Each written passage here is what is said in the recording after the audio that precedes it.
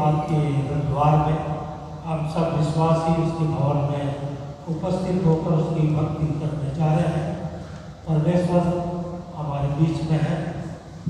प्रभु का वचन कहता है, तेरी प्रजा के लोग तेरे पराक्रम के दिन स्वेच्छा बलि मिलते हैं और तेरे जवान पवित्रता से शोभित और प्रातःकाल की ओस के समान तेरे पास है। आइए हम अपने प्रेम परमेश्वर की आराधना करते हुए गीत गाकर भक्ति को प्रारंभ करेंगे। गीत गाकर 510 नंबर, गीत नंबर 510।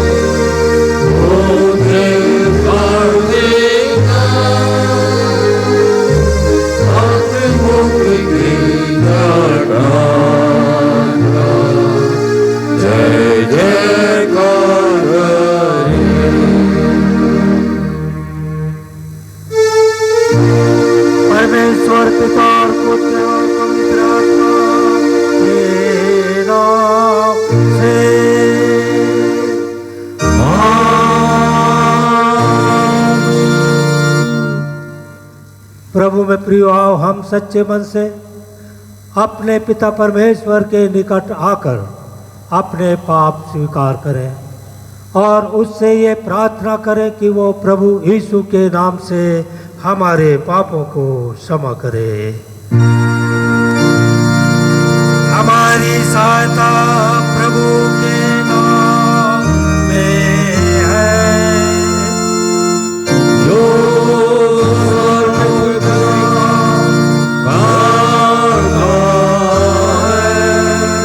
मैंने कहा कि मैं अपने प्रभु के सामने अपने पापों को स्वीकार कर लूंगा।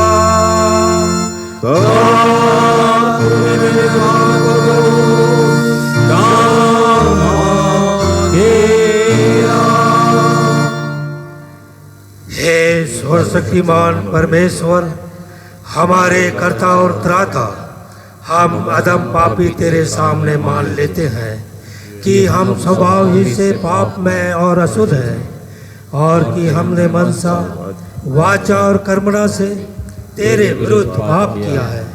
इसलिए हम तेरे अनुग्रह को खोजने और प्राप्त करने के लिए प्रभु यीशु मसीह के द्वारा तेरी अपार दया की शरण लेते हैं।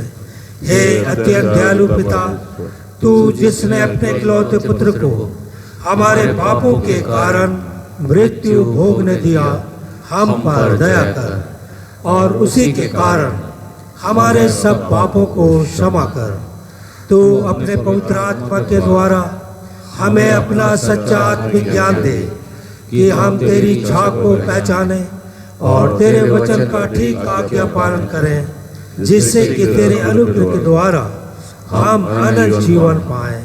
हमारे प्रभु यीशु मसीह के द्वारा आमीन। तुम्हारी इस स्वीकृति पर मैं प्रभु की आज्ञा के अनुसार तुमको जो सच्चे मन से पश्चाताप करते हो, उस पर विश्वास करते हो, तुम्हारे सब पापों की संपूर्ण क्षमा तुम्हें परमेश्वर पिता और पुत्र और पवित्र आत्मा के नाम से सुनाता हूँ। आमीन। हम पेंटेकोस्ट के बाद के रविवार के लिए जो पाठ ठहराया गया है इंटाइट का, हम पेंटेकोस्ट के पर्व के ही पाठ को हम इंटाइट में सुनेंगे, जो पृष्ठ संख्या 76 पर हमें मिलता है। पृष्ठ संख्या 76। प्रभु का आत्मा संसार को भरपूर करता है। हालेलुया। धर्मी लोग आनंदित हो, वे परमेश्वर के सामने प्रफुल्लित हो, वे आनंद मग्न हो। Hallelujah, hallelujah. परमेश्वर पिता और पुत्र और पवित्र आत्मा की महिमा हो।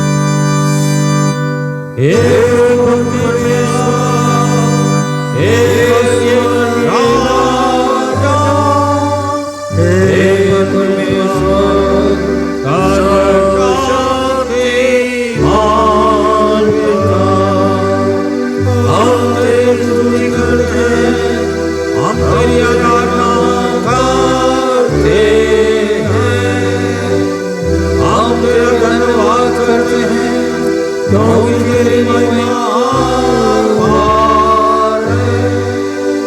हे प्रभु परमेश्वर की इकलौते पुत्र यीशु मसीह, हे प्रभु परमेश्वर, हे परमेश्वर की मेमने जो जगत को उठाए जाता है, आप दया कर।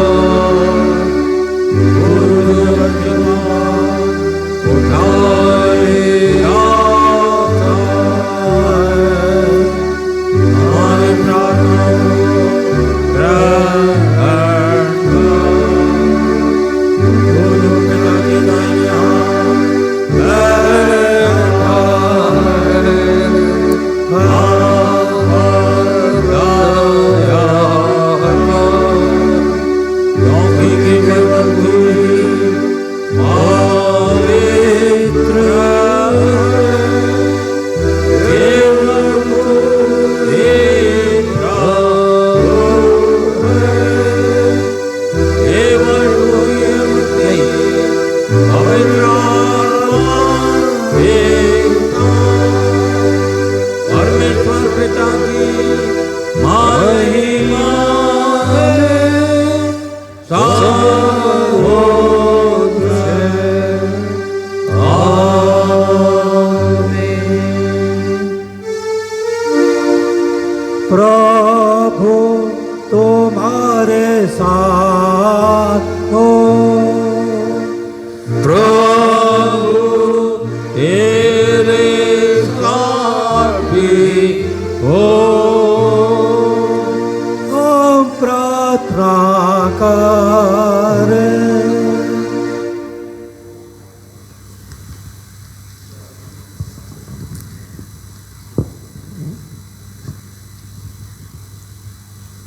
हे परमेश्वर पिता, तूने अपना पवित्र आत्मा अपने शिष्यों को दिया, अपने लोगों को प्रार्थना करने का आत्मा दे कि तू हमें भी जो विश्वासी हैं शांति प्रदान कर सके।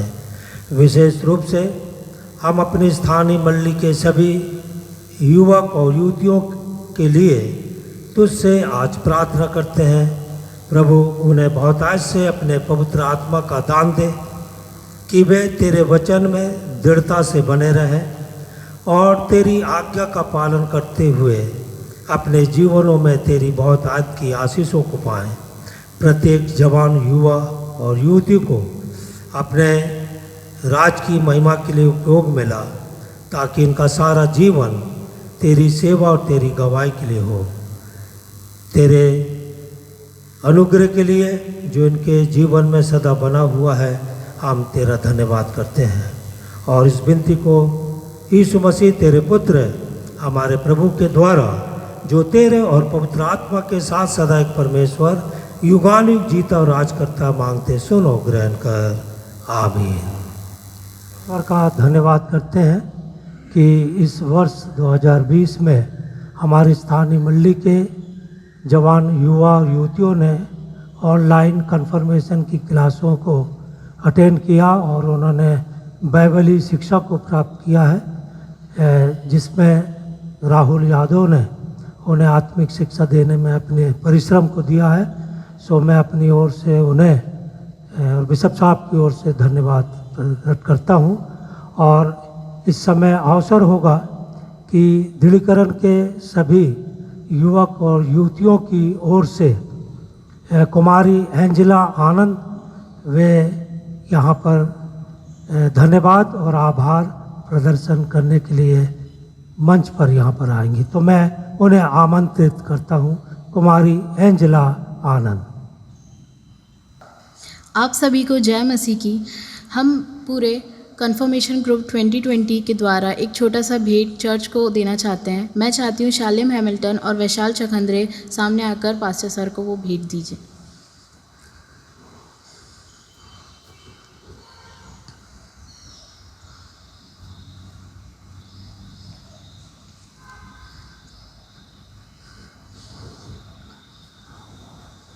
हम परमेश्वर पिता का हृदय की गहराई से धन्यवाद प्रकट करते हैं कि कन्फर्मेशन के सभी युवक और युवतियों ने और उनके माता पिताओं के सहयोग से ये सुंदर उपदेश मंच चर्च को भेंट में दिया गया है, जो प्रभु की महिमा के कार्य के लिए उपयोग में आएगा।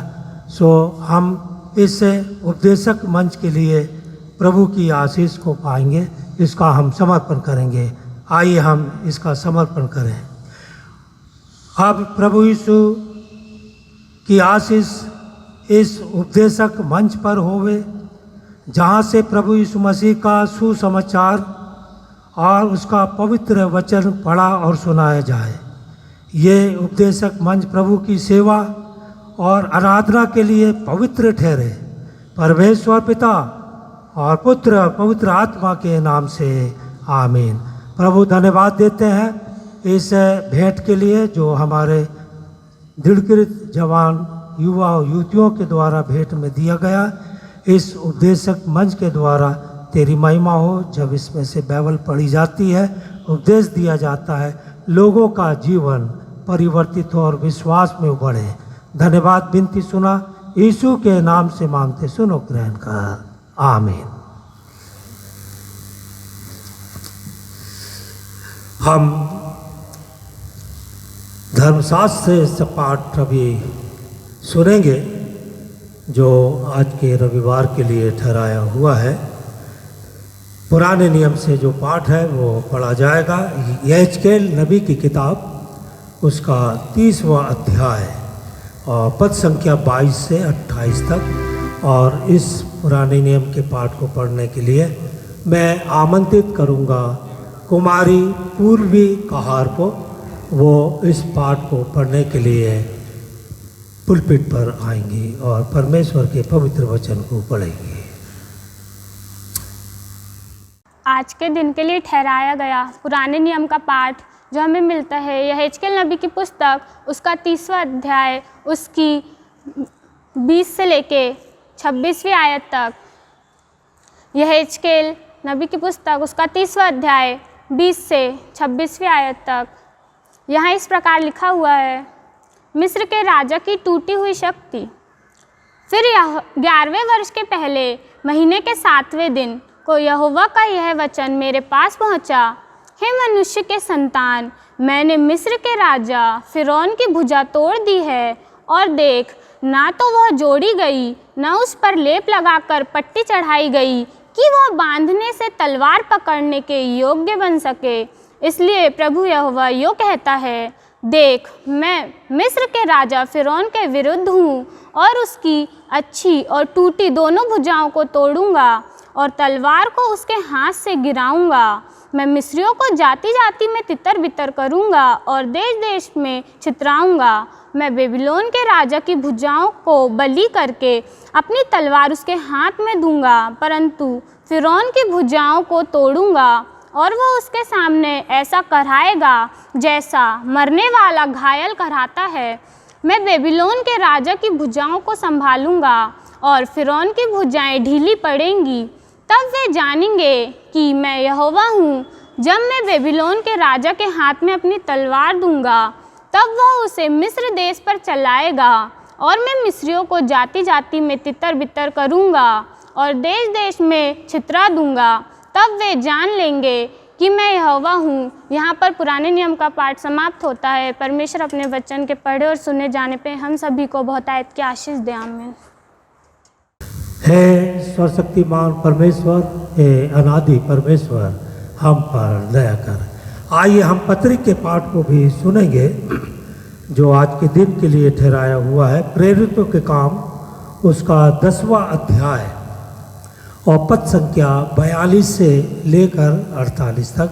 प्रेरितों के काम 10वां अध्याय पद 42 से 48। और इस पाठ को पढ़ने के लिए मैं आमंत्रित करता हूँ कुमारी इवाना इकबाल को। आज के दिन के लिए ठहराया हुआ पत्री का पाठ जो हमें मिलता है प्रेरितों के काम, उसका 10वां अध्याय, उसकी 42 आयत से 48 आयत तक। प्रेरितों के काम, उसका 10वां अध्याय, उसकी 42 आयत से 48 आयत तक। यहाँ इस प्रकार से लिखा है, और उसने हमें आज्ञा दी कि लोगों में प्रचार करो और गवाही दो कि ये वही है जिसे परमेश्वर ने जीवतों और मरे हुओं का न्यायी ठहराया है। उसकी सब भविष्यवक्ता गवाही देते हैं कि जो कोई उस पर विश्वास करेगा और उसके नाम के द्वारा पापों की क्षमा मिलेगी।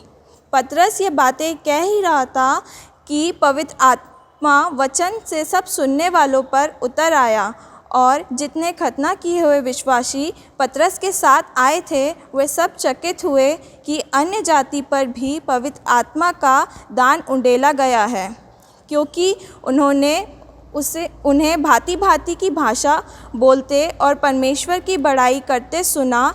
इस पर पतरस ने कहा, क्या कोई जल की रोक सकता है कि ये बपतिस्मा ना पाए जिन्होंने हमारे समान पवित्र आत्मा पाया है? और उसने आज्ञा दी कि उन्हें यीशु मसीह के नाम से बपतिस्मा दिया जाए।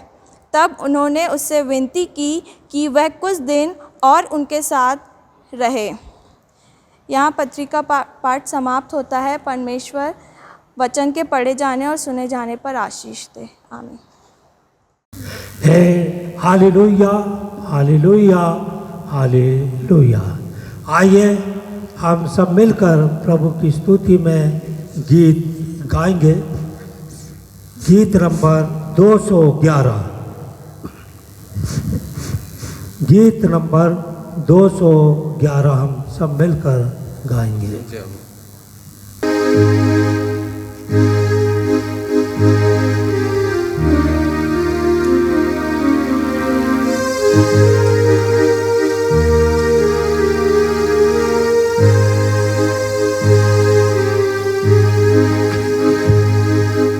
सब तुम त्यागो पर बाइबल न छोड़ो, उसके शिक्षाओं पर दो अपना ध्यान, जिसको वो उसके नीचे जगाती, उसमें है जीवन का बयान। बाइबल न छोड़ो, बाइबल न छोड़ो, बाइबल उजाला और त्याग भी है। बाइबल न छोड़ो वचन का निधान है, जिसमें है वाणी पापों से उद्धार। हे मेरे मन उसको अपना तू कर दे, उसके सपूर्ण है अथाह पार। बाइबल न छोड़ो, बाइबल न छोड़ो, बाइबल उजाला और दिक्कत भी है। भक्तों के लिए है बाइबल एक दीपक, उससे जवान पाप से रूप जाते हैं। मन की निराशा में होती आशा, सभी के लिए आधार और सहाय। बाइबल न छोड़ो, बाइबल न छोड़ो, बाइबल उजाला और शिक्षा भी है। आइए हम सब विश्वासी अपने हृदयों को परमेश्वर पिता की ओर उठाकर आज के दिन के लिए ठहराए हुए सुसमाचार के पाठ को सुनेंगे, जो अभी अविनाश दास के द्वारा पढ़ा जाएगा, जो स्थल हमें मिलता है यूहन्ना रचित सुसमाचार, उसका 3 अध्याय और पद संख्या 16 से लेकर पद 21 तक। यूहन्ना 3 पद 16 से 21 तक अविनाश दास इसको पढ़ने में अगुवाई कर रहे हैं। आइए हम आज के दिन के लिए ठहराए गए सुसमाचार के पाठ को सुनने पाएंगे, जो कि हमें मिलता है यूहन्ना रचित सुसमाचार, उसका 3 अध्याय 16 से 21वीं आयत तक। यूहन्ना रचित सुसमाचार उसका 3 अध्याय 16 से 21वीं आयत तक, जहाँ इस प्रकार लिखा है, क्योंकि परमेश्वर ने जगत से ऐसा प्रेम रखा कि उसने अपना एक लौता पुत्र दे दिया, ताकि जो कोई उस पर विश्वास करे वह नष्ट ना हो परंतु अनंत जीवन पाए। परमेश्वर ने अपने पुत्र को जगत में इसलिए नहीं भेजा कि जगत पर दंड की आज्ञा दे, परंतु इसलिए कि जगत उसके द्वारा उद्धार पाए। जो उस पर विश्वास करता है उस पर दंड की आज्ञा नहीं होती, परंतु जो उस पर विश्वास नहीं करता वह दोषी ठहर चुका, इसलिए कि उसने परमेश्वर के एकलौते पुत्र के नाम पर विश्वास नहीं किया। और दंड की आज्ञा का कारण यह है कि ज्योति जगत में आई है और मनुष्य ने अंधकार को ज्योति से अधिक प्रिय जाना, क्योंकि उनके काम बुरे थे। क्योंकि जो कोई बुराई करता है वह ज्योति से बैर रखता है और ज्योति के निकट नहीं आता, ऐसा ना हो कि उसके काम पर दोष लगाया जाए। परंतु जो सत्य पर चलता है वह ज्योति के निकट आता है, ताकि उसके काम प्रकट हों कि वह परमेश्वर की ओर से किए गए हैं। यहाँ पर सुसमाचार का पाठ खत्म होता है। परमपिता परमेश्वर पाठ के पढ़े और सुने जाने पर सबों को आशीष दे। आमीन। यह यीशु ख्रिस्ट का सुसमाचार है। प्रभु यीशु की स्तुति और महिमा हो। आइए हम सब विश्वासी मिलकर अपने विश्वास वचन को स्वीकार करेंगे नाइसीन विश्वास वचन के अनुसार। नाइसीन विश्वास वचन हम सब मिलकर बोलेंगे। मैं विश्वास करता हूँ एक परमेश्वर सर्वशक्तिमान पिता पर, जो स्वर्ग और पृथ्वी और सब दृश्य और अदृश्य पदार्थों का करता है। मैं विश्वास करता हूँ एक यीशु मसीह पर, जो परमेश्वर का इकलौता पुत्र है। सब युगों से पहले वो पिता से उत्पन्न हुआ, परमेश्वर से परमेश्वर, ज्योति से ज्योति, सत्य परमेश्वर से सत्य परमेश्वर, सिरजा हुआ नहीं, पिता के साथ एक तत्व है, जिसके द्वारा सब कुछ उत्पन्न हुआ। वो हम मनुष्यों के लिए और हमारे त्राण के लिए स्वर्ग से उतर आया, पवित्र आत्मा के द्वारा कुमारी मरियम से शरीरधारी हुआ और मनुष्य बना। पौंत पिलात के अधिकार में हमारे लिए क्रूस पर चढ़ाया गया, दुख भोगा, कब्र में रखा गया और पवित्र शास्त्र के अनुसार तीसरे दिन जी उठा, स्वर्ग पर चढ़ गया और पिता की दाहिनी ओर बैठा है और जीवितों और मृतकों का न्याय करने को महिमा के साथ फिर आएगा। उसके राज का अंत न होगा। मैं विश्वास करता हूँ पवित्र आत्मा पर, जो प्रभु और जीवन दाता है। वो पिता और पुत्र से निकलता है, पिता और पुत्र के साथ उसकी आराधना और महिमा होती है।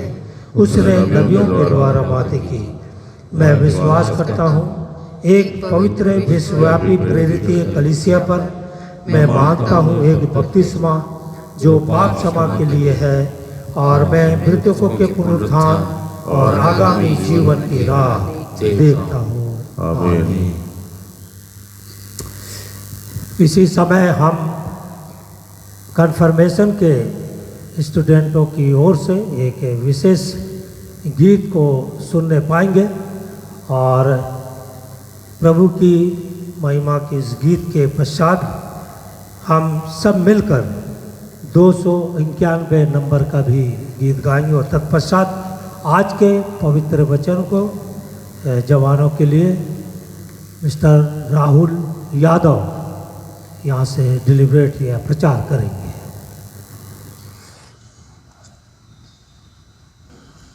जैसे कि हम सभी को पता है ये कितना कठिन समय चल रहा है और इस मुश्किल समय भी हमें कंफर्मेशन ले पा रहे हैं। इसके लिए मैं सबसे पहले धन्यवाद करना चाहती हूँ पास्टर इंचार्ज रेवरेंड ई पंचू और रेवरेंड आर के दया, जिन्होंने हमारा एग्ज़ाम कंडक्ट करवाया और प्रभु भोज दिया और इतने मुश्किल समय में भी हम कंफर्मेशन ले पाए। उसके लिए हम धन्यवाद करते हैं सबसे पहले उनको। फिर पंचायत से हम धन्यवाद करना चाहते हैं mister Neeraj Timothy, mister Samson Dubey Lal, mister Pawan Matthews, mister Nitin Sahay, mister Vandit Albert, mister Vineet Albert और मिस्टर अखिलेश लाल का, जिन्होंने समय में हमारा पूरा साथ दिया बिना किसी मुश्किल के। उसके बाद मैं धन्यवाद करना चाहती हूँ हमारे सर राहुल यादव का, जिन्होंने हमें सिर्फ शिक्षा ही नहीं दी बल्कि सही और गलत का बारे में बताया। जब हालात अच्छे नहीं थे तब इन्होंने ऑनलाइन क्लासेस के द्वारा हमें पढ़ाया और चर्च में भी हमारी पूरी सहायता की। साथ में जो हमारी ऑनलाइन रिकॉर्डिंग की गई जतिन मसीह रोहित जेकब के द्वारा चर्च बैरल से मिस्टर रक्षित अभ्यास, जिन्होंने हमें चर्च खोल के दिया और सारी ज़रूरतें पूरी की। प्लांटिंग के समय हमारे गड्ढे खोदने से लेकर पानी डालने तक, पेड़ों में पानी डालने तक बीरेंद्र सिंह, अनुग्रह सिंह और रक्षित अभ्यास ने हमारी पूरी मदद की। हम इन सबको तहे दिल से धन्यवाद करना चाहते हैं कि इनकी वजह से हम कभी भी किसी तरह की मुश्किल या कमी महसूस नहीं हुई। हमारा पूरा कन्फर्मेशन बैच 2020 इन सब के आभारी हैं, क्योंकि इन्हों के बिना लगभग ये असंभव था।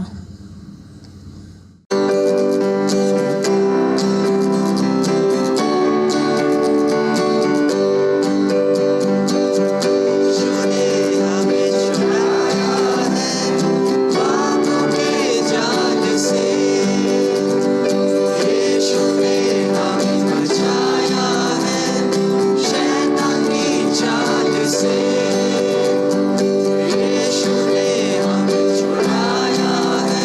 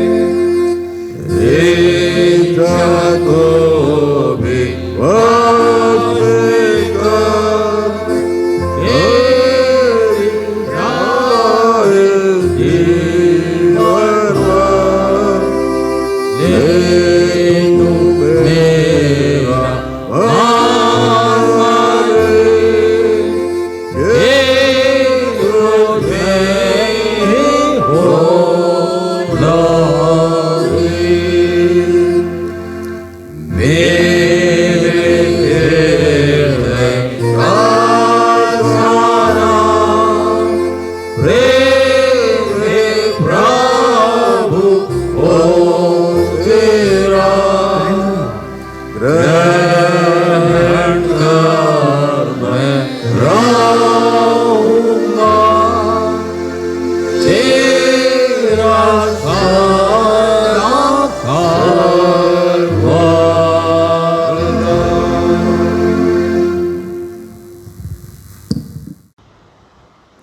परमेश्वर पिता और पुत्र और पवित्र आत्मा की ओर से अनुग्रह, शांति और प्रेम बहुत आयत से हम सबके साथ बना रहे। हम वचन में जाने से पहले एक छोटी सी प्रार्थना करेंगे। आइए हम सब अपनी आंखों को बंद करें और प्रार्थना बजाएं। हे सर्वशक्तिमान पिता परमेश्वर, राजाओं के राजा, एक बार फिर खुदा हम आपके चरणों के निकट आते हैं और आपको हृदय से धन्यवाद देते खुदावन कि आपने अपने अनुग्रह में, अपनी आशीषों में हम सब मसीह भाई बहनों को बचा के रखा है खुदा। हम धन्यवाद देते खुदा कि इस विषम परिस्थिति में खुदा, इस महामारी से खुदा आपने हम सब कलीसिया के सभी मसीहों को, सभी विश्वासियों को आपने सुरक्षित रखा खुदा, उसके लिए धन्यवाद देते हैं और प्रार्थना करते हैं खुदावन कि जो आत्मा आपने हमें प्रदान किया खुदा, जिस वजह से खुदा हम आप इस महामारी में भी खुदा अपने घरों में रहते हुए विश्रामवार को पवित्र जानने पाते खुदा, उसके लिए भी हम आपको धन्यवाद देते हैं। प्रार्थना करते हैं खुदावन कि आपके आत्मा, आपका नियंत्रण, आपका मार्गदर्शन, आपकी सुरक्षा हम सब मसीह भाइयों के साथ इसी तरह बनी रहने पाए खुदावन। इसी के साथ खुदा इस वक्त को हम आपके रक्षाकारी हाथों में सौंपते खुदा। जब हम आपके वचन पर मनन करने जाते खुदा, तो होने दे आपकी पवित्र आत्मा से आप हम सबको संभालिए और हम सबको अपनी आत्मिक बुद्धि से परिपूर्ण कीजिए कि हम सब खुदावन जैसा आप चाहते हैं उसके अनुसार आपके वचन को जानने पाए खुदावन, और जो आपकी इच्छा है खुदा, आप अपनी इच्छा को मुझे माध्यम बनाते हुए अपने लोगों तक उस बात को पहुंचाने में आप मेरा इस्तेमाल करें खुदा। प्रार्थना करता हूं खुदा कि मेरे मुंह के शब्द और हम सब के हृदय के विचार आपके राज्य में ग्रहण योग्य होने पाए। एक बार फिर खुदा सारी बातों के लिए आपको धन्यवाद देता हूं। इस समय को जब हम आपके वचन पर मनन करते हैं, इस समय को हम आपके रक्षाकारी हाथों में सौंपते हैं खुदा। हम सब जितने भी टीवी के माध्यम से विभिन्न प्रकार से आपसे जुड़ते हैं खुदा, हम सब नाम बनाम आपके हाथों में सौंपे जाते हैं। हम सबको आप सुरक्षित रखिए, अपनी आग की पुतली के संभालिए और हम सबको अपने पंखों तले छुपाइए खुदा। उत्तम स्वास्थ्य प्रदान कीजिए और होने दे खुदा कि हम सब आपके वचन में, आपकी आत्मिकता में और अधिक बढ़ते और बढ़ते चले जाएं। एक बार फिर खुदा सारी बातों के लिए आपको इधर से धन्यवाद देते हुए सारा आदर, सारी महिमा, सारा जलाल आप जीवित परमेश्वर को देते हुए आपके इकलौते पुत्र हमारे उद्धारकर्ता प्रभु यीशु मसीह के मीठे और मधुर नाम में इस प्रार्थना को मांग लेता हूँ, आमीन। आज के दिन के लिए जो ठहराया हुआ हमारा उपदेश का पाठ है वह हमें मिलता है यूहन्ना रचित सुसमाचार, उसका 12वां अध्याय, उसकी 44वीं आयत से लेकर 50वीं आयत तक। यूहन्ना रचित सुसमाचार, उसका 12वां अध्याय, उसकी 44वीं आयत से लेकर 50वीं आयत तक। यहाँ पर इस प्रकार लिखा हुआ है, यीशु के वचन न्याय का आधार। यीशु ने पुकार कर कहा, जो मुझ पर विश्वास करता है वह मुझ पर नहीं वरन मेरे भेजने वाले पर विश्वास करता है, और जो मुझे देखता है वह मेरे भेजने वाले को देखता है। मैं जगत में ज्योति होकर आया हूँ ताकि जो कोई मुझ पर विश्वास करे वह अंधकार में ना रहे। यदि कोई मेरी बातें सुनकर ना माने तो मैं उसे दोषी नहीं ठहराता, क्योंकि मैं जगत को दोषी ठहराने के लिए नहीं परंतु जगत का उद्धार करने के लिए आया हूँ।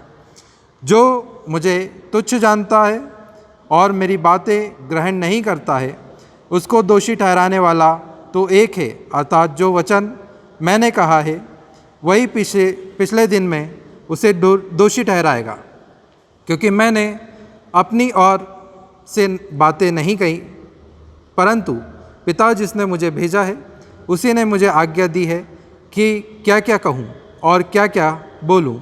और मैं जानता हूँ कि उसकी आज्ञा अनंत जीवन है।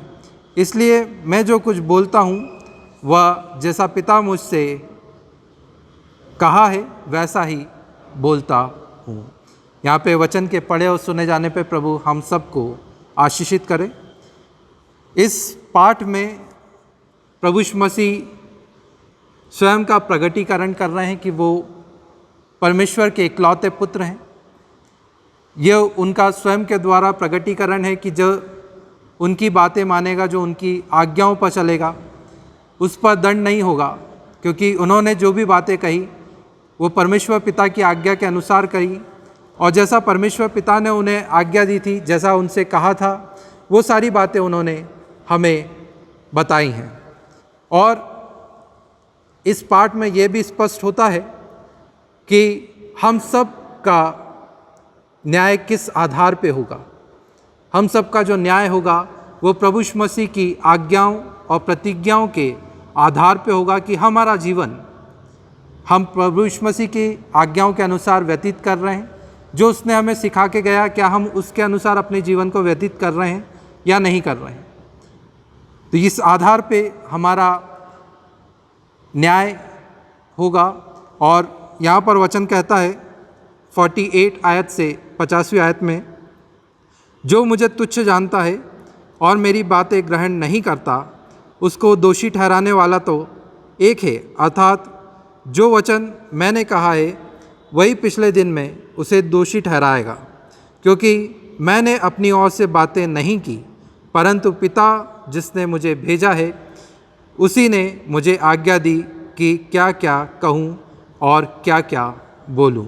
और मैं जानता हूँ कि उसकी आज्ञा अनंत जीवन है, इसलिए मैं जो कुछ बोलता हूँ वह जैसा पिता ने मुझे कहा वैसा ही बोलता हूँ। इसी के आधार पर हम सब का न्याय होगा, जैसा प्रभु यीशु मसीह ने हमें सिखाया, क्योंकि परमेश्वर की बातों को उसने हमें बताया है और उस आधार पे हम सब का न्याय होगा। और न्याय के दिन क्या होगा, किस तरीके से हमारा न्याय होगा, ये हम देखते हैं। दूसरा कुरिन्थियों उसका 5वां अध्याय और उसकी 10वीं आयत हमें बताती है कि हमारा जब न्याय होगा, हम जब न्याय सिंहासन के सामने सब अपना अपना न्याय देंगे, तो किस प्रकार से न्याय होगा। दूसरा कुरिन्थियों की पत्री उसका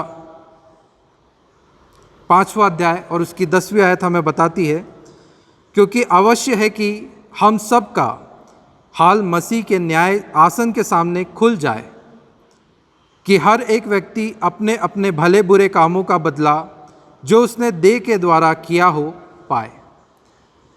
हमने इस जीवन में, इस देह में रहते हुए जो कार्य हमने किए हैं, उन सब का भेद उस न्याय सिंहासन के सामने खुलेगा, और वो सारी बातें जो हमने गुप्त में की हैं वो सब भी उजागर होंगी। इस तरीके से हम सब का न्याय होगा, जहाँ पे सब लोग एकत्रित होंगे। उन सब के सामने हमारी वो सारी बातें जो हमने की हैं इस दुनिया में रहते हुए, इस संसार में रहते हुए, वो सारी बातें हमें वहाँ पर बोल के बतानी पड़ेंगी, या हो सकता है कि वो सारी बातें अपने आप लोगों के सामने उजागर होती चली जाएं, और जो जो हमने किया है वो सब वहाँ पर सबके सामने प्रकट हो जाएगा। और हम सब मसीह विश्वासी जो हैं, हम सब का ये विश्वास है, ये आशा है कि हम सब को एक दिन उस न्याय सिंहासन के सामने खड़ा होना है। हम सब का न्याय एक दिन ज़रूर होगा, ये हम सब की आशा है। और ये विश्वास भी करते हैं कि एक ना एक दिन जब प्रभु यीशु मसीह बादलों पे आएगा, सारे विश्वासी उठा लिए जाएंगे, और जो मर गए हैं वो लोग भी, जो प्रभु में सो गए हैं वो लोग भी उठा लिए जाएंगे, और हम सब अपना अपना न्याय उस आसन के सामने करेंगे। तो आज जो हम यहाँ पर मनन कर रहे हैं, वो न्याय जो होगा हम सब विश्वासियों का, न्याय की क्या सच्चाइयाँ हैं उसको हमें स्मरण रखना है। हम सब विश्वासियों को न्याय की जो सच्चाइयाँ हैं उसे स्मरण रखना है। और न्याय की सच्चाइयाँ क्या क्या हैं उसे मैं आपको क्रमबद्ध बताता हूँ। पहला जो न्याय की सच्चाई है वो यह है कि हम सभी का न्याय होगा, हम सब का न्याय होगा, कोई भी इस न्याय से नहीं बच सकता। वहाँ पर रिश्वत नहीं चलेगी, वहाँ पे रिश्तेदारी नहीं चलेगी, वहाँ पे कोई कनेक्शन नहीं चलेगा जिस वजह से हम इस न्याय सिंहासन से बच जाएं। वहाँ पे कोई जुगाड़ नहीं चलेगा। हम सबको अपना न्याय देना पड़ेगा और वो न्याय ऐसा होगा कि हमारी जो गुप्त में बातें हमने की है वो सब उजागर होंगी, सबके सामने प्रकट होंगी और कोई भी इस न्याय से नहीं बच पाएगा। इसको हम देखते हैं रोमियो की पत्री उसका 14वां अध्याय और उसकी 12वीं आयत में इस प्रकार लिखा हुआ है, इसलिए हम में से हर एक परमेश्वर को अपना अपना लेखा देगा। हम सबको अपना अपना लेखा देना पड़ेगा न्याय सिंहासन के सामने। कोई भी इस न्याय से उसके आसन के सामने नहीं बच पाएगा। ये सबसे बड़ी सच्चाई है और वक्त है अभी भी प्रियो कि जब हम न्याय सिंहासन के सामने पहुँचें तो हमारी बातें सिर्फ़ और सिर्फ भलाई की होने पाए। हमारी जो बुराइयां हैं वो वहाँ पर लोगों के सामने प्रकट ना हो, और वो तभी हो सकता है जब हम पश्चाताप करें। सच्चा पश्चाताप अगर आप करेंगे तभी परमेश्वर आपकी सारे गुनाहों को, सारे पापों को भूल जाएगा और वो वहाँ पर उसे स्मरण नहीं करेगा। वो लोगों के सामने भेद खुलेंगे नहीं अगर आप सच्चा पश्चाताप करते हैं। ये सच्चाई है कि हम सबको एक दिन अपना अपना न्याय चुकाना पड़ेगा। कोई भी इस न्याय से कभी बच नहीं पाएगा। दूसरी जो इस न्याय की सच्चाई है वो है जब मसीह अपनी कलीसिया को लेने आएगा तब न्याय होगा। जैसा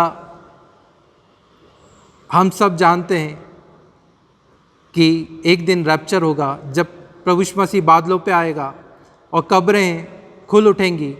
जो मसीह में सोए हैं वो पहले जी उठेंगे और उसके बाद जो प्रभु यीशु मसीह पर विश्वास करते हैं, जो विश्वासी हैं, वो जीवित जी उठेंगे और प्रभु यीशु मसीह के न्याय सिंहासन के सामने उनका न्याय होगा। ये न्याय की सच्ची बातें हैं, ये सच्चाइयाँ हैं कि हम सब एक दिन जो कब्र में हैं, जो सो रहे हैं, वो भी जी उठेंगे। इसी प्रकार न्याय की जो सच्चाइयाँ हैं उसका तीसरा पॉइंट है न्यायाधीश प्रभु यीशु मसीह ही होगा। हमारा जो न्यायाधीश होगा, जो हमारा न्याय करेगा, वो सिर्फ़ और सिर्फ प्रभु यीशु मसीह हमारा न्याय करेगा। इसको हम देखते हैं वचन में से यूहन्ना रचित सुसमाचार उसका 5वां अध्याय और उसकी 22वीं आयत कहती है। यूहन्ना रचित सुसमाचार उसका 5वां अध्याय और उसकी 22वीं आयत इस प्रकार कहती है, पिता किसी का न्याय नहीं करता परंतु न्याय करने का सब काम पुत्र को सौंप दिया है। न्याय करने का सब काम पुत्र को सौंप दिया है। प्रभु यीशु मसीह ही हम सब का न्याय करेंगे। चौथी सच्चाई जो न्याय के विषय में है वो यह है विश्वासियों के लिए न्याय पवित्र और गंभीर है, क्योंकि हमारा न्याय व्यवस्था के अनुसार होगा। हमारे पास प्रभु यीशु मसीह की बातें हैं, हमारे पास वचन है, हमारे पास व्यवस्था है, उसके अनुसार ही हमें हमारा न्याय उस न्याय सिंहासन के सामने होगा। और ये बड़ी गंभीर बात है, इसे गंभीरता से हमें लेना चाहिए, क्योंकि अगर हम पवित्र नहीं ठहरे उस दिन तो हम नरक की आग में, उस कुंड में डाल दिए जाएंगे जहाँ अनंत तक सिर्फ दांत पीसना और रोना है। इसलिए प्रियों, वक्त है कि अभी भी हम अपने आप को, अपने चाल चलन को संभालें और प्रभु की इच्छा के अनुसार अपने जीवन को व्यतीत करें। पांचवी सच्चाई जो न्याय की सच्चाई है हम मसीहियों के लिए, पांचवा पॉइंट जो है यह है कि सब कुछ उस दिन उसके न्याय सिंहासन के सामने प्रकट होगा, खुल जाएगा। इसके लिए एक ग्रीक वर्ड वचन में, ग्रीक बाइबल में इस्तेमाल हुआ है और वो है फनेरू। फनेरू का अर्थ है सार्वजनिक रूप से प्रगटीकरण। सार्वजनिक रूप से प्रगटीकरण, सबके सामने सारी बातें खुल जाएंगी। जो हमने गुप्त में कार्य किए हैं वो गुप्त के सारे कार्य भी सबके सामने उस न्याय सिंहासन के सामने खुल जाएंगे। हमारा चरित्र वो भी उस न्याय सिंहासन के सामने, हमारे चरित्र भी खुल जाएगा कि किस तरीके का हमारा चरित्र था। हम धोखा देने वाले थे या सच बोलने वाले थे? हम मसीह के नाम को बेचने वाले थे या मसीह को महिमा देने वाले थे? हमारा चरित्र भी वहाँ पर खुल जाएगा। हमारे मुंह से निकले हुए वचन, हमने किससे क्या बातें कही हैं, हमने किसे किस तरीके से क्या कहा है, वो सब भी उस न्याय सिंहासन के सामने प्रकट होगा। हमारे भले काम, जो हमने अच्छाइयाँ की हैं, वो भी वहाँ पे प्रकट होंगी। हमारा व्यवहार, हमने किस प्रकार से व्यवहार किया है, वो भी वहाँ पे प्रकट होगा। हमारे उद्देश्य, अगर हम चर्च आ रहे हैं तो चर्च आने का हमारा उद्देश्य क्या है, वो उद्देश्य भी प्रकट होंगे। जो हमारी मन की बातें हैं वो सब भी प्रकट होंगी। जो हमने छल से किसी को धोखा दिया है और उसकी कुछ संपत्ति को या उसकी कीमती चीज़ों को हमने छीन लिया है, वो भी प्रकट होंगी। हमने चर्च को धोखा दिया है, अगर हमारे मन में चर्च के प्रति गलत विचार हैं, वो सब बातें भी वहाँ पे प्रकट होंगी। किसी व्यक्ति के प्रति अगर हमारे गलत विचार हैं, वो बातें भी वहाँ पे प्रकट होंगी। और वो सब जितने लोग हैं वो सब देखेंगे। सार्वजनिक रूप से हमारे मन की, हमारी गुप्त बातें भी वहाँ पे प्रकट होंगी, अगर हम सच्चा पश्चाताप नहीं करते हैं प्रियो। ये सारी चीज़ें न्याय सिंहासन के सामने सब खुल जाएंगी और सबके सामने ये सारे भेद जब उभर के आएंगे, आप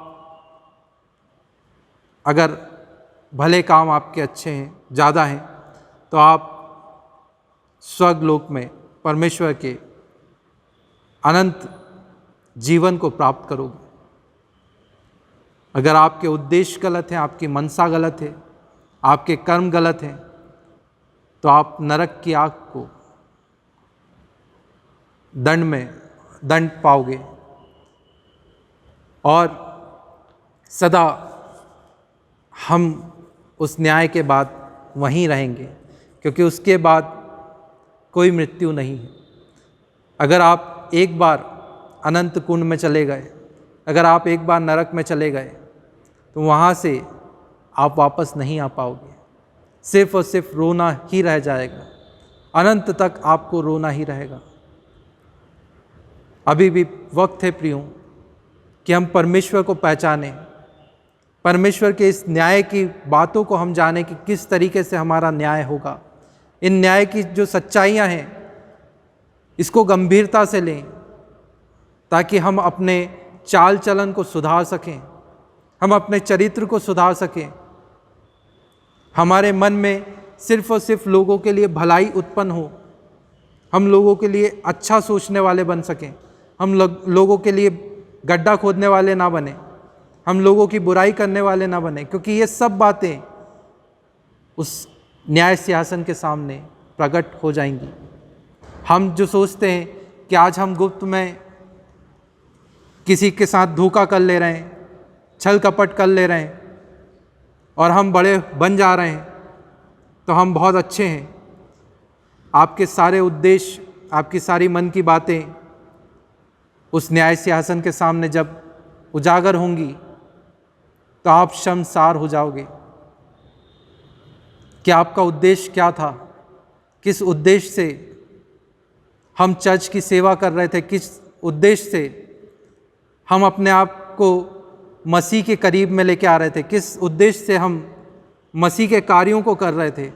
वो सब जब वहाँ प्रकट होंगे तो हम शर्मसार हो जाएंगे। और अगर हमारे उद्देश्य सही नहीं है तो हम उस दंड को पाएंगे जो नरक में हमें दिया जाएगा। अगर हमारे उद्देश्य सही होंगे, अगर हम पवित्र होंगे, अगर हमारे भले काम अच्छे होंगे, अगर हमने अपने जीवन को प्रभु यीशु मसीह की इच्छा के अनुसार व्यतीत किया है, तो हम उस अनंत जीवन को प्राप्त करेंगे, वो दान को प्राप्त करेंगे जो प्रभु यीशु मसीह ने हमें कहा दिया है। जैसा आज के पाठ में लिखा है कि जो बातें प्रभु यीशु मसीह ने हमें सिखाई है उसके अनुसार ही हमारा न्याय होगा। अगर हम उसकी इच्छा पर चलते हैं तो हम उस जीवन को प्राप्त करने वाले बन पाएंगे। छठवीं जो न्याय की सच्चाई है वो ये है कि प्रभु का अनुग्रह और अवसर जो मिला है जीवन में, उसमें हम अपने विश्वास में योग्य या अयोग्य हैं लेखा देना पड़ेगा। हमें अपना लेखा देना पड़ेगा कि हम योग्य हैं या अयोग्य हैं, क्योंकि हम सबको प्रभु ने अनेक प्रकार से अवसर दिया है। हमारे जीवन में बहुत बार हमें अवसर मिला है कि हम अपना मन परिवर्तित कर लें और प्रभु की ओर फिर जाएं। परमेश्वर का अनुग्रह हम सबके जीवन में हुआ है। ऐसा कोई भी व्यक्ति नहीं है जिस पर प्रभु का अनुग्रह नहीं हुआ, जिस पर परमेश्वर की दया नहीं हुई, जिसे अवसर नहीं मिला। हम सबको कहीं ना कहीं प्रभु ने अनेकों बार अवसर दिया कि हम अपना मन फिराएं और परमेश्वर की नज़दीकी में आएं। और उसके बाद भी अगर हम अयोग्य ठहरते हैं, ये सारी बातों का हमें लेखा देना पड़ेगा कि कितनी बार हमें अवसर मिला है, कितनी बार परमेश्वर का अनुग्रह हमारे ऊपर हुआ है और फिर भी हम अयोग्य ठहरे और हम उस नरक के दंड के योग्य बन पाए। सारी बातें वहाँ पर प्रकट हो जाएंगी प्रियो। और सबसे बड़ी जो सच्चाई इस न्याय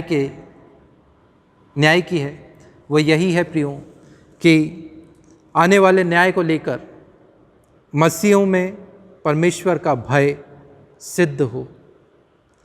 मसीहों में परमेश्वर का भय सिद्ध हो। अगर आप न्याय के बात को सुनकर आप कांपते नहीं हैं, आपको डर नहीं लगता,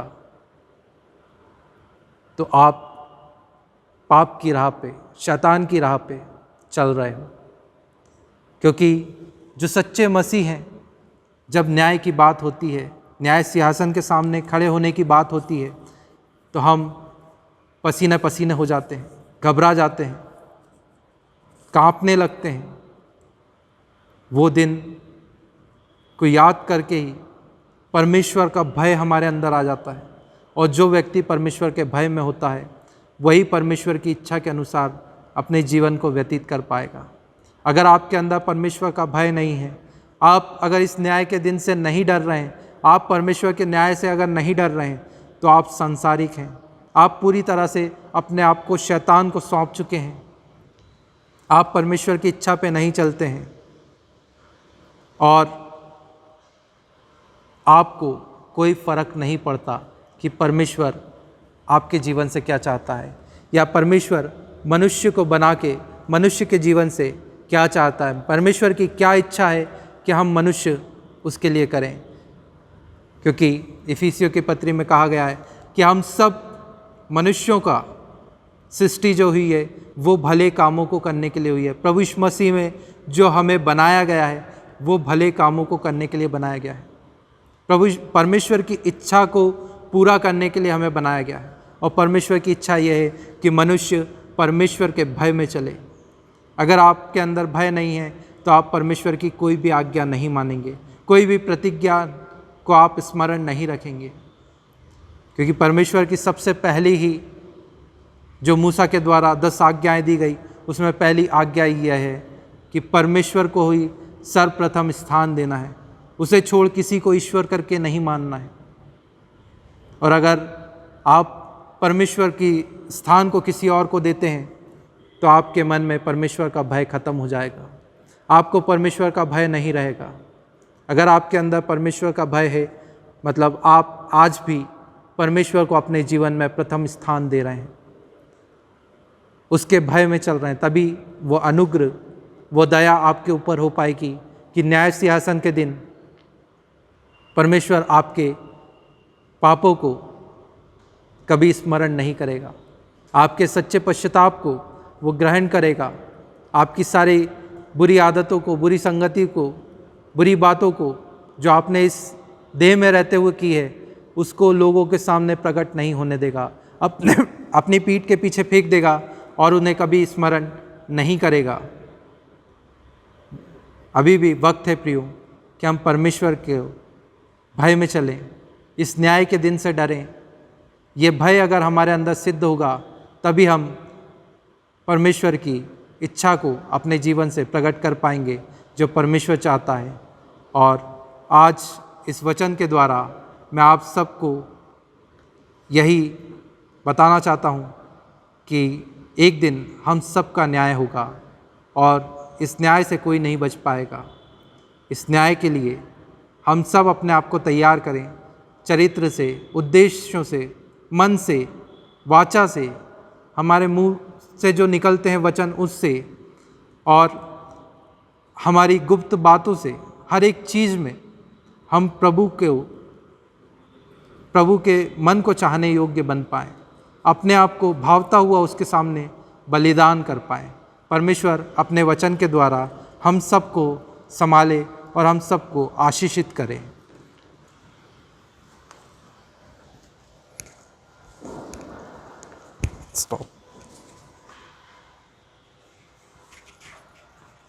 हाँ, मैं परमेश्वर के वचन की उत्तम सेवकाई के लिए राहुल यादव को मंडली की ओर से धन्यवाद देते हैं कि सुंदर, पवित्र, आशीषित वचन उन्होंने हम सबों को और इन जवानों को दिया है, और हमारा विश्वास है कि हम सबों ने इस वचन से आशीष पाया है। मैं उन्हें धन्यवाद देता हूँ। अब समय होगा कि हम अपनी मांडलिक सूचना सुनेंगे जो हमारी मंडली के पंचायत सदस्य मिस्टर विनीत अल्बर्ट सूचना सुनाएंगे।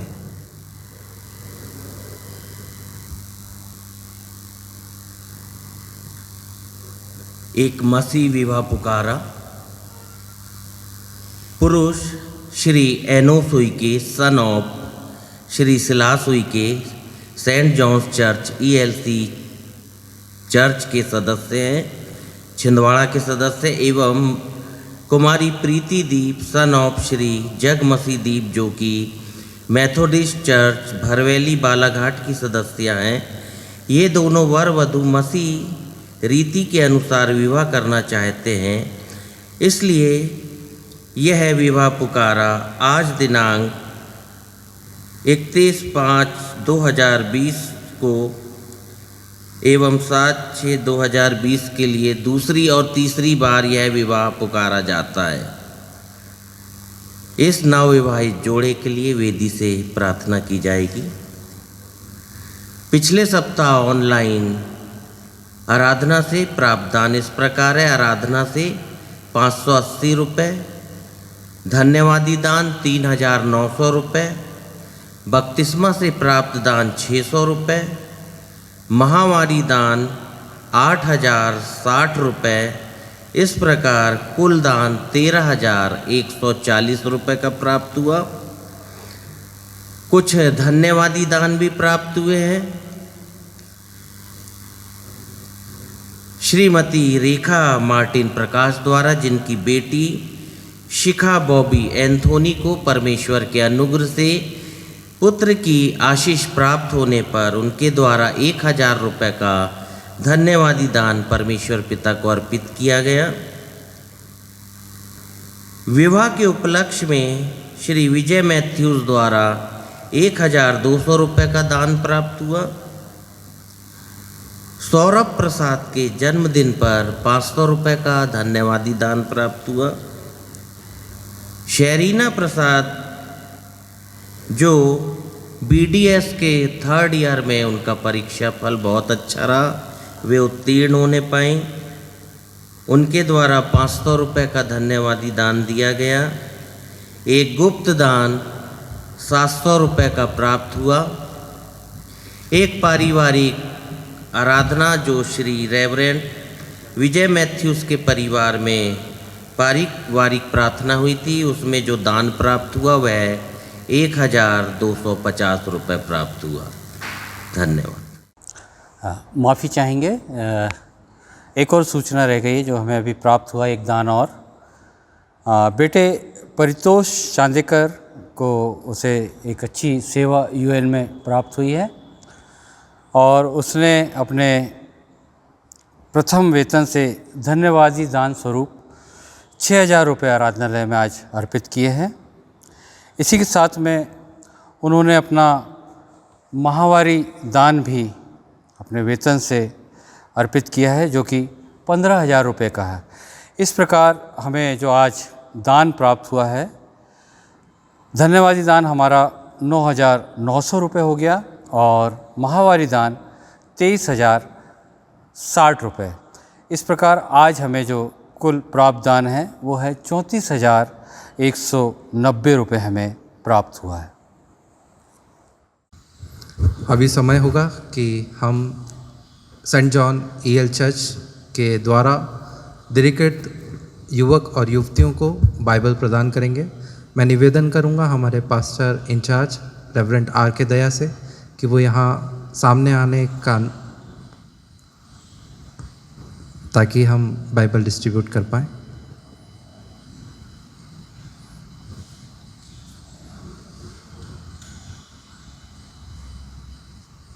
एक एक करके मैं जैसा जैसे नाम लूँगा वैसे वैसे दिरिकेट के बालक लोग आएंगे, युवक और युवतियाँ, और पास्टर साहब से अपने बाइबल और सर्टिफिकेट को लेंगे। सबसे पहले Ivana Iqbal,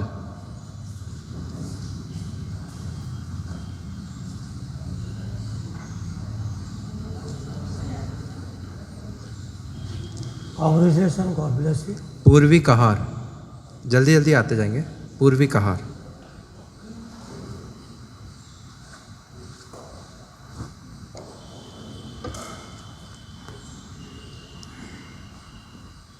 Angela Ritika Anand, congratulation, God bless you.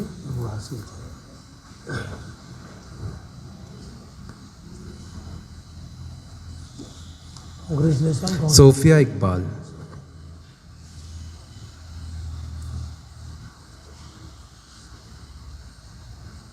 Congratulation, God bless you. Shalem Hamilton,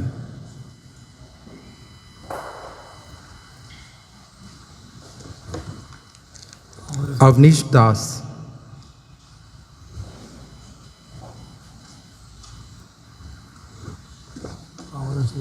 सोंटी Sharon,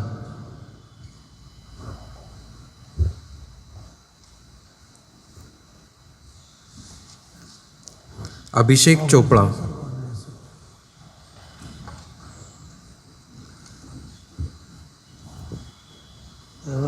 Aman Anand,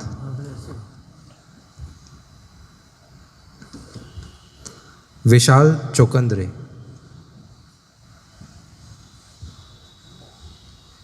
congratulation, God bless you. Arpit Das, Alin, Hiresh Singh और निमेश तिमोती। आइए हम सब मिलकर ऑपरेटरी गाएंगे पृष्ठ संख्या 8 पर, हे परमेश्वर मुझ में शुद्ध मन से रच।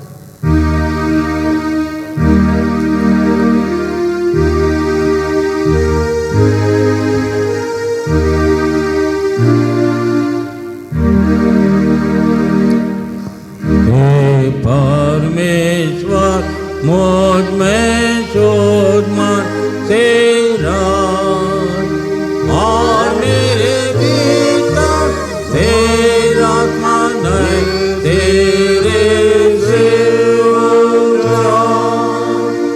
मुझे अपने सामने से निकाल दे और अपना पवित्र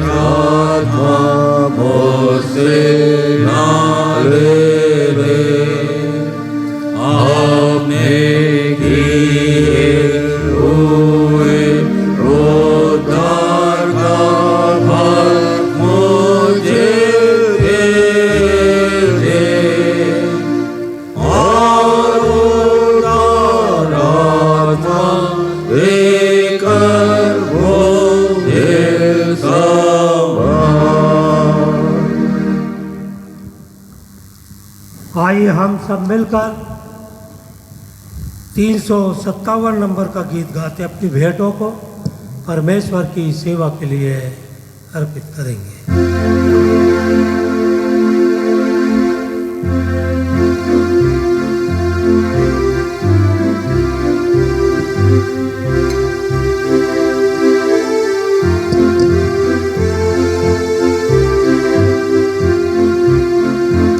मैं यीशु के साथ जोत में चलूँगा, दिन और रात उसके पीछे ही चलूँगा, पीछे चलूँगा, उसे ताकूँगा, यीशु मेरा त्राता है।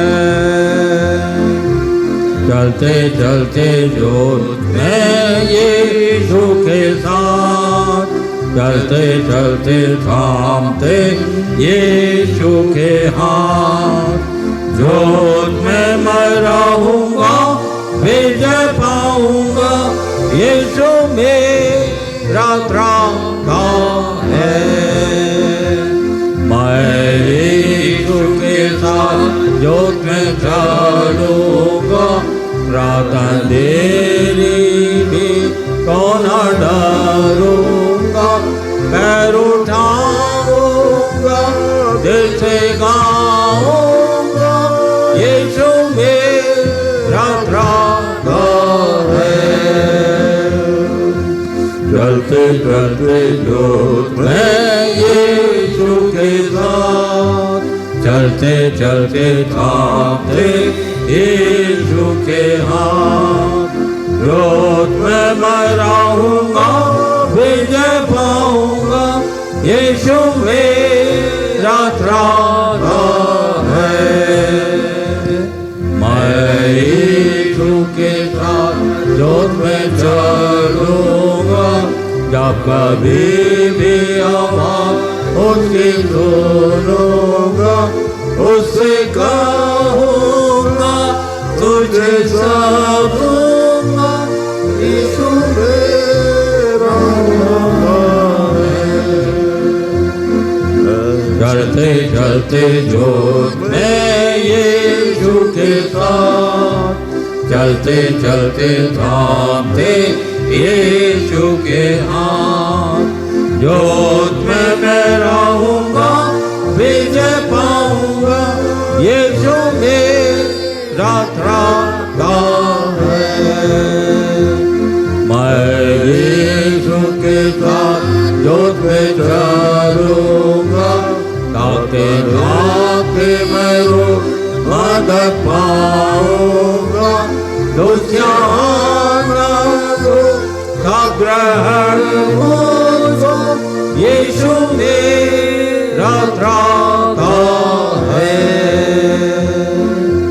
चलते चलते जोत में यीशु के साथ, चलते चलते थामते यीशु के हाथ, जोत में मैं रहूँगा, विजय पाऊँगा, यीशु मेरा त्राता है। यीशु के साथ जोत में चलूँगा, अपनी आँख उसकी ओर ही उठाऊँगा,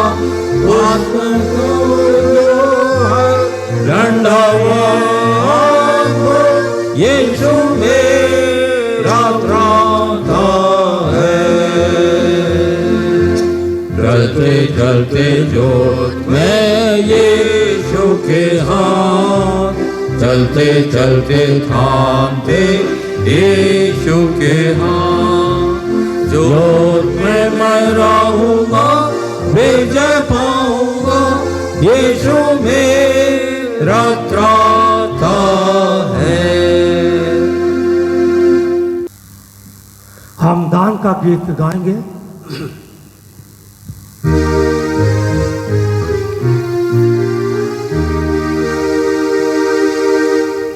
जो कुछ देते हैं वो है तेरा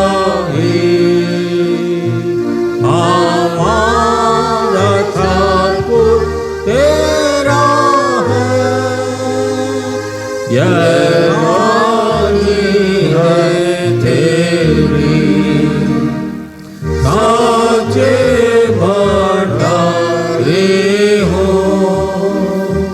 आपा कर तेरे नाम आया से अपना पहला चढ़ाए धन्यवाद यह हमको है विश्वास कि तेरे लोगों को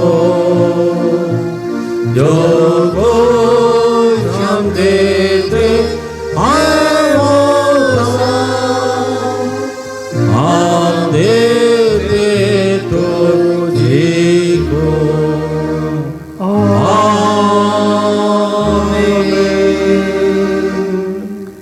आइए हम सब मिलकर प्रार्थना करेंगे। शक्तिमान पिता परमेश्वर, हम तेरा धन्यवाद करते हैं कि तूने अपने प्रेम में अनुग्रह से हमारी मंडली के सभी युवक और युवतियों को आशीष दिया कि इस वर्ष उन्होंने दृढ़ीकरण की कक्षाओं में उपस्थित होकर तेरे वचन को सीखा और पवित्र ब्यारी में वे संभागी किए गए।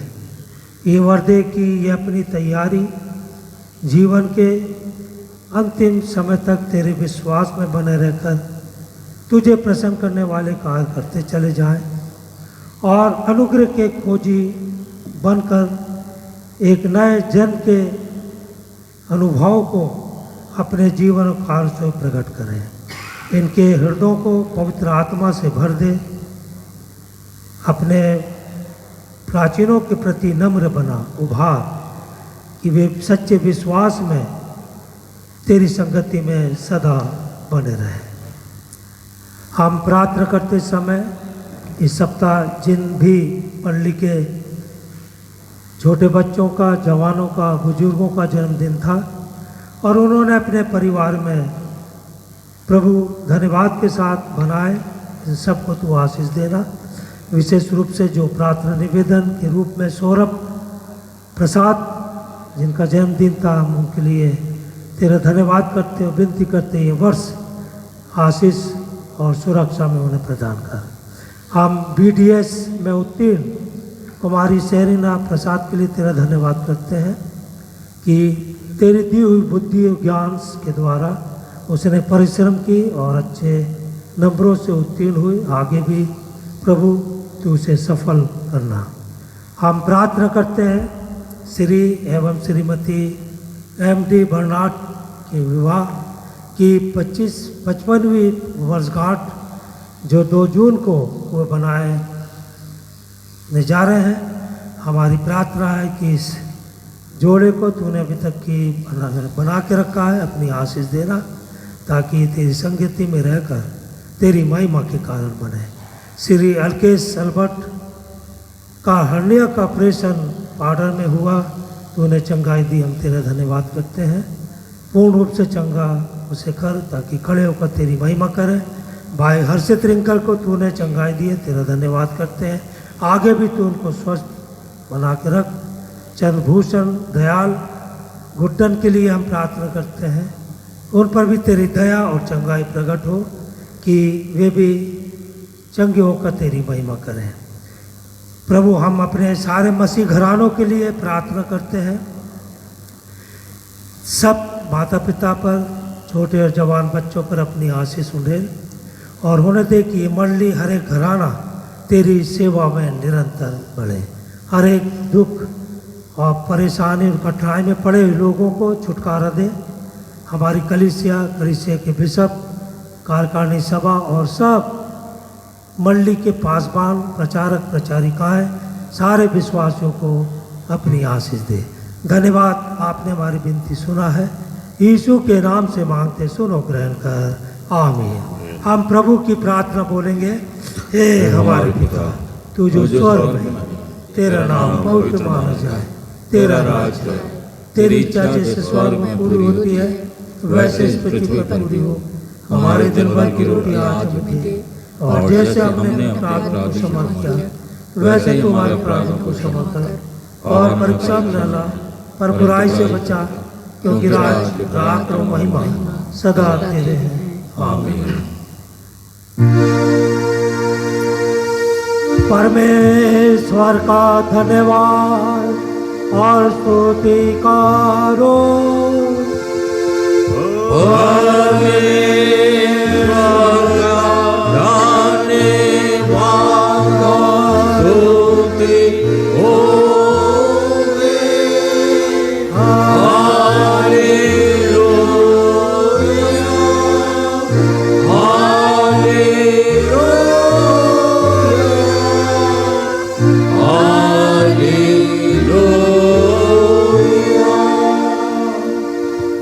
अपने हृदय परमेश्वर के सामने झुकाकर आशीष ग्रहण करो। प्रभु तुम्हें आशीष दे और तुम्हारी रक्षा करे। प्रभु अपने मुख का प्रकाश तुम पर चमकाए और तुम पर अनुग्रह करे। प्रभु अपना मुख तुम्हारी ओर फेरे और तुम्हें शांति दे। परमेश्वर पिता और पुत्र पवित्र आत्मा के नाम से आमीन। आमीन।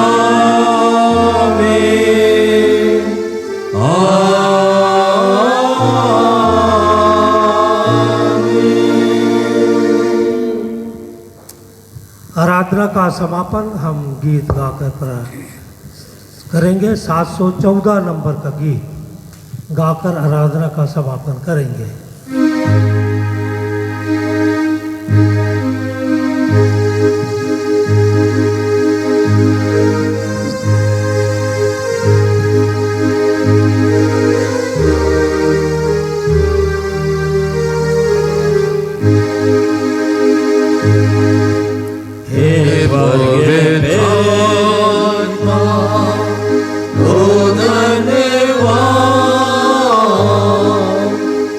तेरे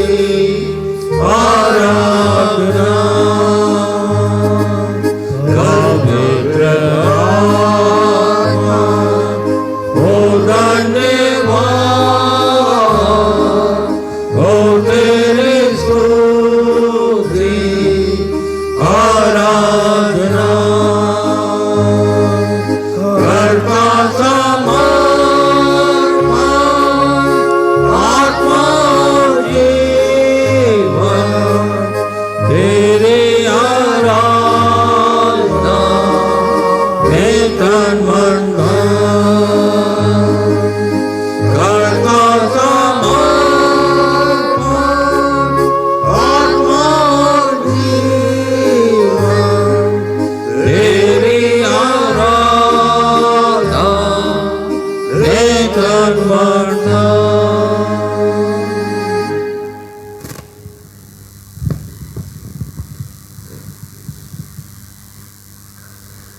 हमारे ख्रिस्त मुक्तिदाता प्रभु यीशु की ओर से आप सबों को बहुतायत से अनुग्रह और शांति मिलती रहे। उसी की पवित्र आत्मा से परिपूर्ण होकर उसकी सेवा उसकी गवाही के लिए आप सब जाएं। आप सबों को यीशु सहाय।